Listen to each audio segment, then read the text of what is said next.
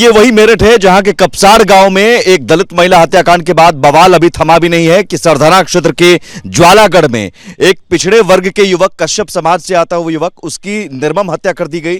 जिंदा जलाकर उसे मार देने का आरोप है और इसके बाद से कश्यप समाज के लोगों में आक्रोश है। और मायावती का जो पोस्ट है यही वजह भी है, क्योंकि वो दलित और पिछड़े समाज की राजनीति करने की बात करती हैं, तो इसीलिए उन्होंने ये पोस्ट किया है कि पिछड़े समाज के युवक की हत्या की गई है। उनके रिश्तेदार हैं यहाँ पर। ये ज्वालागढ़ दरअसल उनके रिश्तेदार का घर है जो मृतक है। हालांकि परिवार मुजफ्फरनगर में रहता है और परिवार इस वक्त, जब हम जानकारी दे रहे हैं मेरठ से, तो मुजफ्फरनगर डीएम ऑफिस के बाहर परिवार, जो मृतक की मां है, वो धरने पर बैठी हुई हैं। लेकिन हम रिश्तेदार जो हैं उनसे बात करें, क्या हुआ था? सर जी, वो यहाँ अपनी मौसी से मिलने के लिए आ रहा था। कुछ उसे काम था, बाइक लेनी थी, कुछ पैसे लेके आया था वो। उसने बस ये गलती की, हमें नहीं बताया कि मैं यहाँ आ रहा हूँ गाँव में। वो दादरी उतरा और एक टेम्पू में बैठा। जो उसका टेम्पू चालक था वो लड़का ना समझ था, 20-21 साल का था वैसे, पर वो ऐसा था, वो उस टेम्पू में बैठा तो उसने कहा ज्वालागढ़ छोड़ दे। उसने टेम्पू सलावा रोक के जब उसने किराया दिया तो उसने देख लिया कि उसकी जेब में पैसे हैं। उन पैसे की वजह से उसने टेम्पो में दोबारा बिठाया वो कि चल मैं ज्वालागढ़ छोड़ दूंगा तुझे। फिर वो उसे एक दुकान पे ले गया, चाउमीन के चक्कर में चाउमीन खिलाई, आपस में दोनों ने चाउमीन खाई। फिर ज्वालागढ़ आया, ज्वालागढ़ में भी नहीं रुका। फिर आगे वो महाराणा प्रताप चौक पड़ता है हमारे यहाँ, वो जंगल थोड़ा आउट एरिया है गाँव से, तो वहाँ ले जाके एक ठेका पड़ता है। उन्होंने दारू पिलाई उस लड़के को, पता नहीं टेम्पो में एक बैठा था, 2 बैठे थे। उन लोगों ने उसको दारू पिलाई, उसके बाद नशे में करके ये घटना को अंजाम दिया जी। लूट के इरादे से आप कह रहे हैं कि उसके वो मजदूरी करके आ रहा था, पैसे कमा के आ रहा था। कितने पैसे थे उसके जेब में? 80,000 रुपये थे।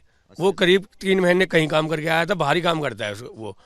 तो ठेके पे वो गांव ना जाके हमारे पास बाइक लेने के लिए आ रहा था। कह रहा था कि इन लोगों को ज़्यादा नॉलेज है, मैं वहाँ जाके मौसी 80,000 रुपए पूरे लूट लिए। हाँ जी, 80,000 लूट लिए और 1 रुपया उसके पास नहीं था। और जिंदा जलाया गया जी। एक जिंदा जलाने का जो वीडियो है, एक और आप भी इस घटना के बारे में बता सकते हैं।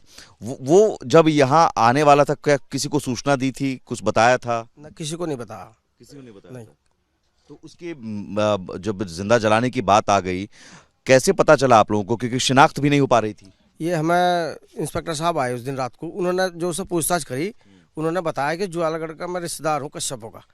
तो इसी आधार पर इंस्पेक्टर साहब आए यहाँ रात को 3:30 बजे। मुझे फोटो दिखाए, मैं उन फोटो को पहचान नहीं पाया।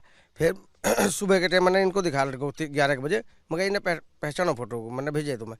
तो जब इन्होंने पहचाना कि ये रोनू है लड़का, सोनू ये मौसी का लड़का है, तो जब हमें जानकारी हुई, फिर हमने एक फ़ोटो मंगवाया वहाँ से मुजफ्फरनगर से। तो उसके आधार पर फिर इंस्पेक्टर साहब ने मिलान करा तो पता चला हाँ यही लड़का है जो जला है। एक बड़ी बात यहाँ पर यह है कि जिंदा जलाकर मार दिया गया। एक आप कह रहे हैं 20-21 साल का, इसमें आपको लगता है कि एक 20-21 साल का लड़का वो जिंदा जला के मार देगा? नहीं, हमें ऐसा नहीं लग रहा कि अकेले का है। हमें ऐसा लग रहा है इसमें ग्रोह है, 4-5 लड़के हैं जो दारूबाजे नशे करते हैं, और कोई उनके टेम्पो में बैठा और उन्होंने उसको देख लिया पैसे हैं और उसे जंगल में लेके गए और वहाँ ठेके से दारू भी उसको पिलाई और उसको ज़बरदस्ती की उसके साथ। उसने एक कॉल भी की हमें, मैं बताऊँ आपसे, और जब उसके साथ ज़बरदस्ती हुई उसने एक फ़ोन भी किया हमें। उसने हमें फ़ोन करके बताया, उसने बताया कि यहाँ पे मेरे साथ कुछ ज़बरदस्ती कर रहे हैं, 2-4 लोग हैं, ये ज़बरदस्ती कर रहे हैं और मेरे से पैसे कुछ खर्च करवा रहे हैं। कॉल किया था कितने बजे? उसने करीब शाम को ऐसे किया था, दिन छिपने से पहले, करीब 7:15 बजे, 7-7:15 बजे। पैसे छीनने की वो उसने पहले बताया 7:15 बजे के आसपास कि मैं यहाँ आ गया महाराणा प्रताप चौक पे और आप यहाँ आ जाओ। तो उसने ये नहीं बताया, हमें खुल के नहीं बता पाया वो, या तो उसे दबश दी या कुछ दिया, बस उसने कहा कि मैं अपने भाई को बुला रहा हूँ, यहाँ से नशे में हो गया। पूरे मामले में मायावती ने भी पोस्ट किया है।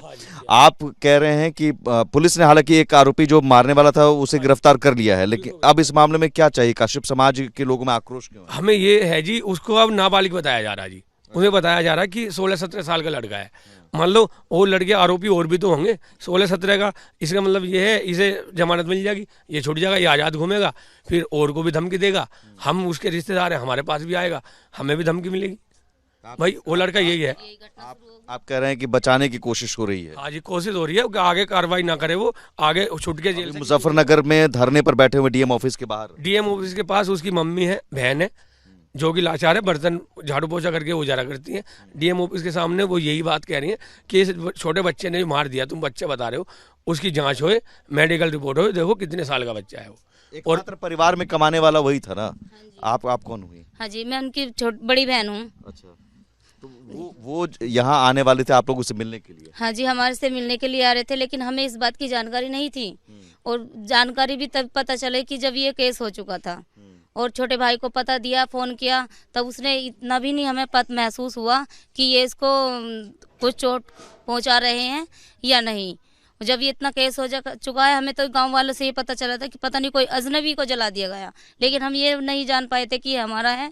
उसके बाद तहकीकात की गई और हमने उसको फोटो वीडियो में देखा है, तब पता चला है कि ये हमारा ही छोटा भाई है। अभी आप क्या चाहती है, परिवार क्या चाहता है? परिवार ये धरने पर चाहता है क्यों कि बैठे? हर कोई उनके मदद करे।